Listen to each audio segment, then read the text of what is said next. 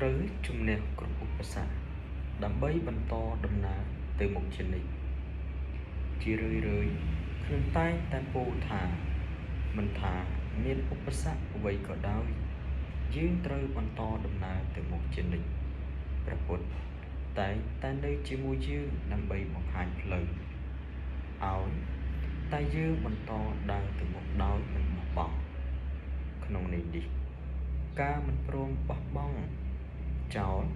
នៅសេចក្តីព្យាយាមតស៊ូអត់ធ្មត់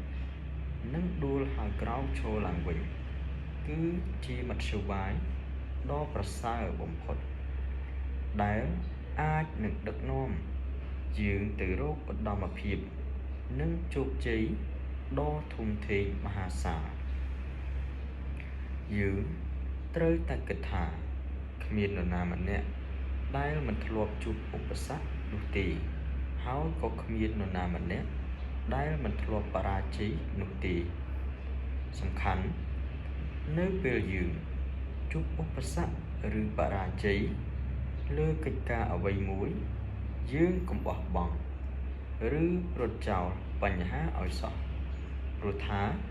បើយើងជាមនុស្សដែលគេចវេះបញ្ហានឹងមានអារម្មណ៍បាក់ស្បាតនៅពេលខ្លួនបរាជ័យនោះយើងនឹងមិនអាចក្លាយជាបុគ្គលជោគជ័យជារៀងរហូតអ្នកដឹងទេបុគ្គលជោគជ័យជាបុគ្គលដែលមិនព្រមបោះបង់ឬចោះញោមនឹងឧបសគ្គនិងជាបុគ្គលដែលហ៊ានប្រឈមមុខដោះស្រាយបញ្ហាទាំងឡាយដែលកើតមានចំពោះមុខប្រកបដោយទំនួលខុសត្រូវខ្ពស់និងម្ចាស់ការឧទាហរណ៍យើងបើកហាងកាហ្វេមួយកន្លែងទៅចុះហាងកាហ្វេនីមួយពុំមែនបើកភ្លាមជោគជ័យភ្លាមនោះទេតែបើមានក៏មានភាគរយតិចតួចដែរ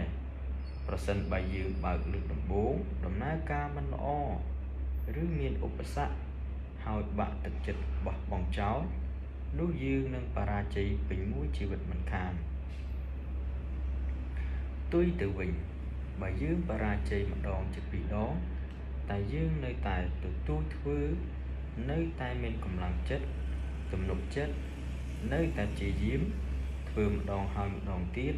ដោយមិនបោះបង់ពិសេសធ្វើដោយប្រើប្រាស់រូបមន្តថ្មីនិងមានគំនិតច្នៃប្រឌិតជាងមុននោះច្បាស់ជាជោគជ័យមិនខានត្រូវចងចាំថាដើម្បីទទួលបាន